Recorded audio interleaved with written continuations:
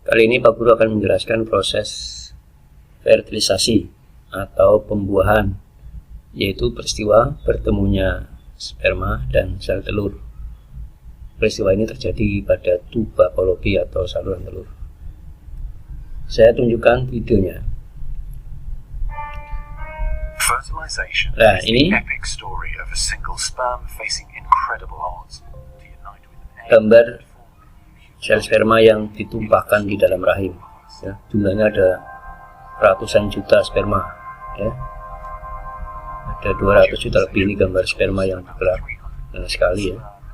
Nah, ketika ditumpahkan di rahim itu banyak yang mati karena memang di dalam rahim mengandung zat asam yang sangat kuat. Lihat gambarnya, ini gambar sperma ya. Nah, ini banyak yang mati karena zat-zat asam ya. Bisa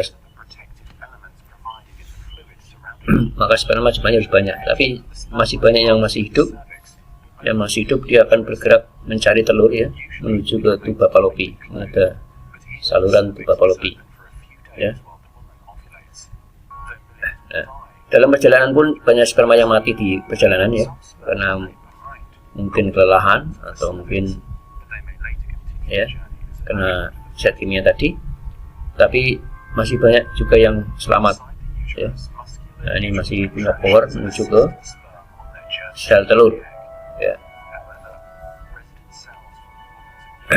Di dalam perjalanan pun banyak perangkap-perangkap yang bisa membunuh sel sperma. Contohnya ini ya, terperangkap oleh zat kimia, ya mati di perjalanan. Nah, tapi masih banyak jutaan lain yang masih hidup.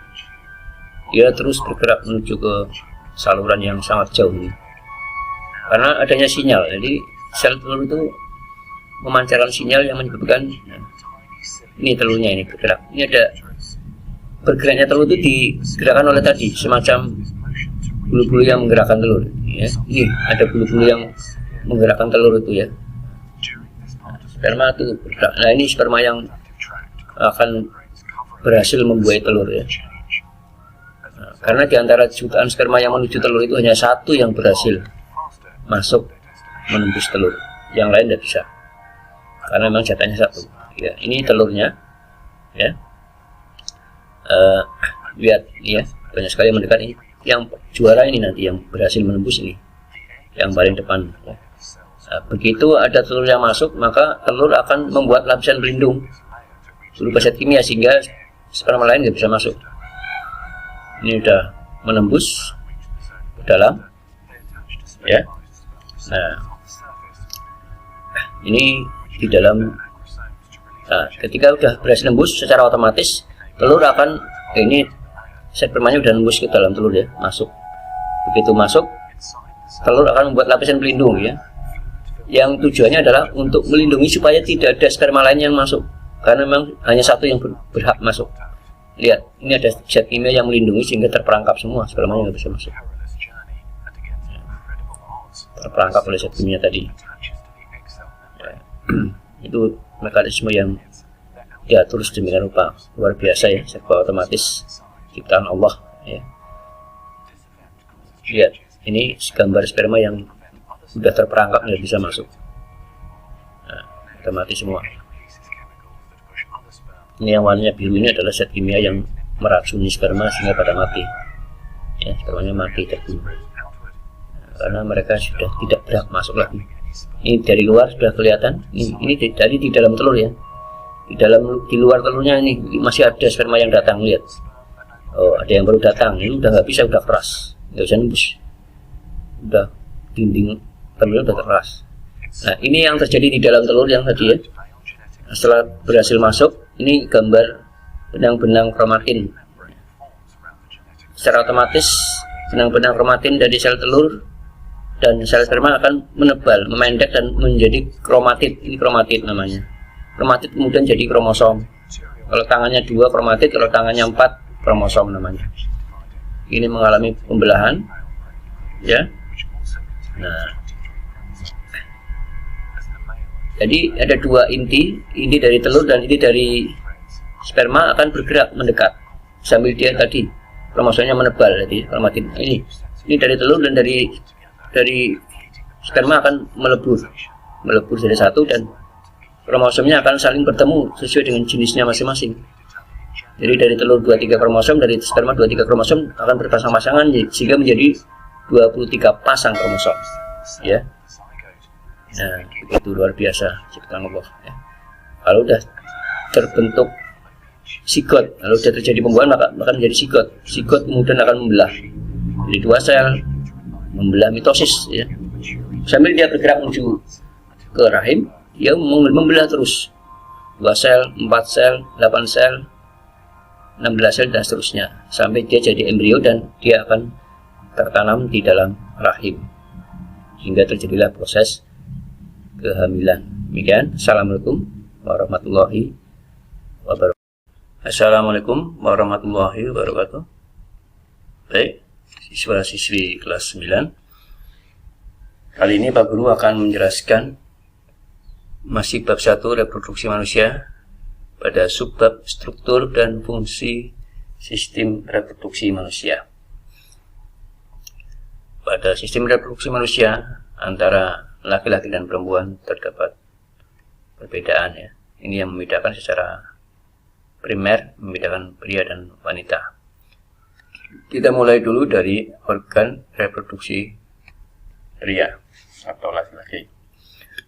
Kalian harus mengetahui bagian-bagian reproduksi laki-laki, nama dan gambarnya, bisa menunjukkan mereka gambar dan bisa menjelaskan fungsinya. Kita mulai dari testis. Ini gambar tidak dari samping, ya. Testis ini jumlahnya ada 2, ya.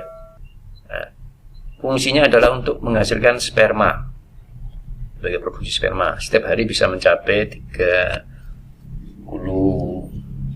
juta sperma, ya. Dan ini dibungkus oleh pembungkus namanya skrotum, ya. Jadi kenapa sperma testis berada di luar tubuh, ya, tidak di dalam tubuh, karena supaya tidak panas sehingga tidak merusak sperma, karena sel tubuhan cenderung panas, ya. Jadi supaya tidak rusak itu sel spermanya. Nah, kalian kemarin tentunya sudah belajar tentang proses spermatogenesis, kan? Nah, ini disinilah tempat terjadinya. Ini kalau diperbesar seperti ini, testis, ya. Ini ada bentuknya, di dalamnya itu ada saluran-saluran yang berkelok-kelok atau tubulus, ya. Nah, disinilah terdapat proses pembentukan sperma di sini, ya. Nah, sperma yang telah dibentuk akan ditampung di sini. Ini namanya epididymis. Epididymis, ya, ini tempat, fungsinya adalah tempat pematangan sperma. Jadi setelah dibentuk kan spermanya masih kecil-kecil, masih lemah. Jadi dimatangkan di sini.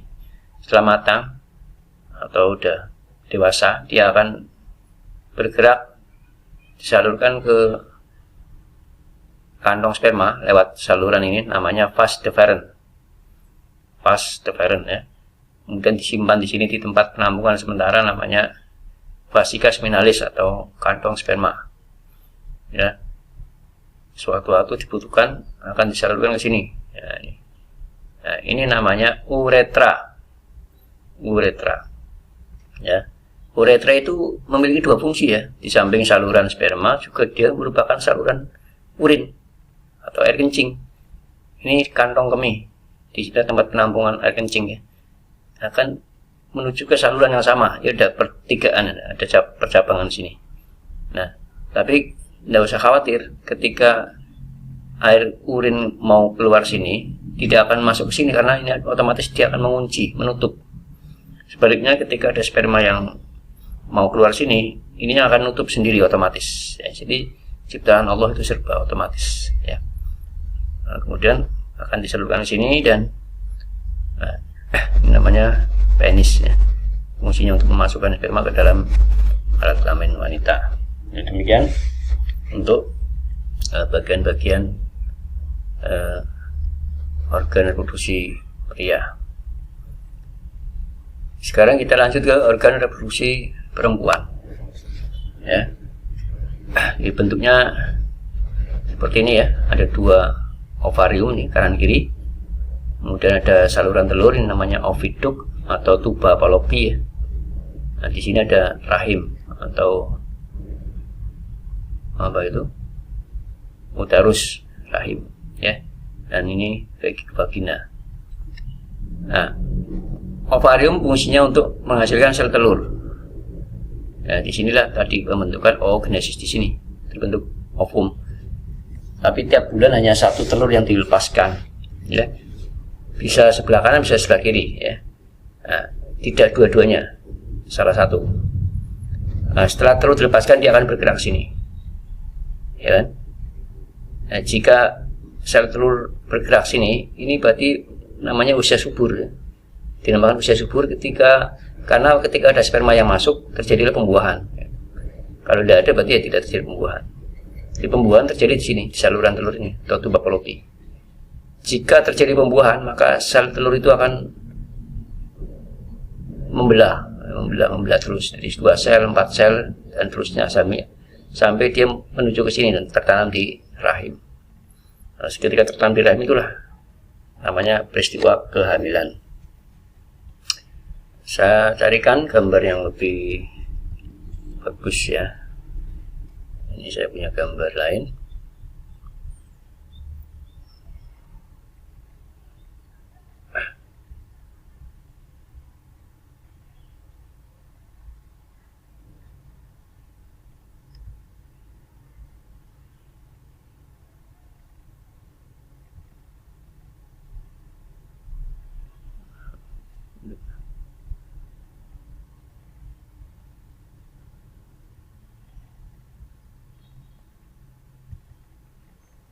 Ini ya.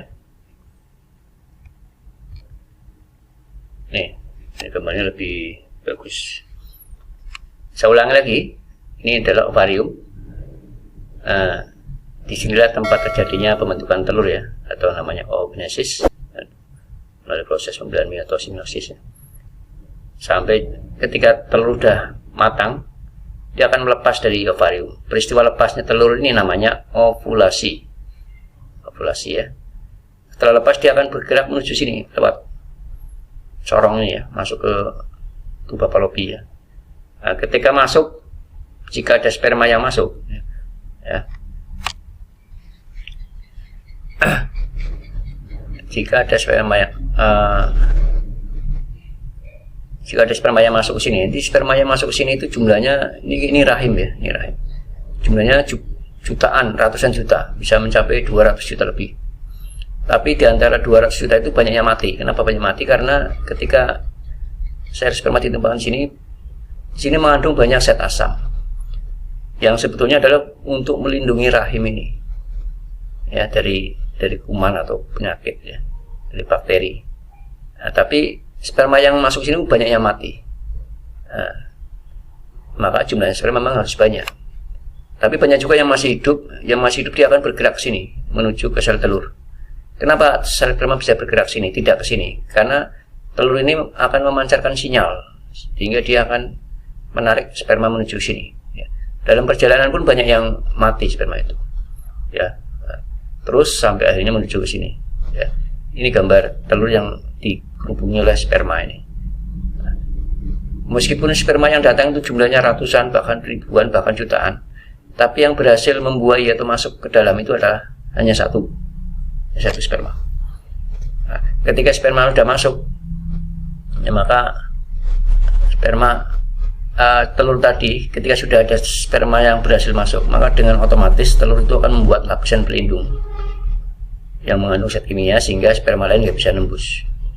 Begitu, itu ada mekanisme yang mengaturnya. Nah, inilah namanya peristiwa fertilisasi, yaitu peristiwa bertemunya sperma dan telur. Kalau telur sudah dibuahi atau fertilisasi, maka telur itu akan bergerak sini terus, akan dia melakukan proses pembelahan mitosis. Disinilah awal dari pembelahan mitosis, ya. Mitosis kan, ingat kemarin, ya, masih hasil anaknya itu selnya sama, gennya sama, kromosomnya sama. Ini pertama satu sel membelah jadi 2 sel, kemudian membelah jadi 4 sel, 8 sel, dan seterusnya sambil dia bergerak menuju ke sini. Dia bergerak sini juga bukan pakai kaki, bukan pakai ekor, tapi karena digerakkan oleh semacam bulu getar, yang bulu-bulu halus yang menggerakkan, menggelindingkan telur sini. terus sampai akhirnya dia tertanam di sini. Saya potong dulu di sini. Kita kembali ke sini. Ketika telur dilepaskan, ya, bekas telurnya ini yang warnanya kuning ini namanya corpus luteum, ya. Nah, dia punya fungsi. Corpus luteum ini bisa menghasilkan hormon, namanya hormon progesteron dan hormon estrogen. Hormon ini mempunyai peranan penting, yaitu membuat penebalan dinding rahim. Ya, jadi begitu telur dilepaskan, secara otomatis ovarium akan melepaskan hormon ini dan akan merangsang penebalan dinding rahim. Kenapa dinding rahim menebal? Ya, tujuannya apa? Untuk tempat tadi tertanamnya embrio. Embrio yang sudah terbentuk ini akan mudah tertanam di sini. Ibarat orang mau nanam padi, sebelum ditanam dibajak dulu, dicangkul dulu biar gembur, sehingga nanam padinya gampang. Nah, begitu ibaratnya. Disiapkan ini, lahannya disiapkan, menebal, ya. Nah, jika tertanam dengan sempurna. Nah, ketika sel telur ketika embrio tertanam di sini, ini namanya proses mulai awal dari kehamilan. Nah, jadi ketika orang hamil, dinding rahim ini tidak akan mengalami kerusakan. Dia akan terjaga terus sampai dia lahir bayinya. Oke. Nah, sekarang apa yang terjadi jika tidak terjadi pembuahan? Misalnya pada gadis, ya, kan tidak mungkin ada sperma yang masuk, ya. Tidak akan terjadi pembuahan, sehingga ini tetap terjadi ketika telur dilepaskan. Ini terjadi penebalan rahim, tapi telur tidak terjadi pembuahan karena tidak ada sperma yang masuk. Akibatnya apa? Akibatnya dia sampai sini dia akan rusak sendiri. Dia tidak jadi embrio. Sementara dinding rahim yang tadi menebal tidak jadi dipakai untuk tertanamnya embrio, maka dia akan mengalami kerusakan atau lumpuh. Nah, ketika rusaklah, itulah keluar darah. Ya, namanya proses menstruasi. Jadi proses menstruasi terjadi kenapa? Karena sel telur tidak dibuahi, sehingga tidak terjadi kehamilan. Sementara dinding rahim ini sudah menebal, karena nggak jadi dipakai untuk tumbuhnya bayi, maka dia akan luruh atau rusak. Luruhnya inilah yang menyebabkan menstruasi, darahnya keluar. Telurnya kemana? Telurnya juga rusak bersama darah M tadi. Sehingga kadang-kadang terasa nyeri karena apa? Memang ada semacam luka di sini. Ya. Ya. Ini proses fertilisasi tadi, ya. Nah, kalau tanda spermanya masih fertilisasi, kalau tidak berarti menstruasi. Ini kira-kira yang bisa saya serahkan sampai ini dulu, ya. Peristiwa fertilisasi dan menstruasi. Saya akhiri. Assalamualaikum warahmatullahi wabarakatuh.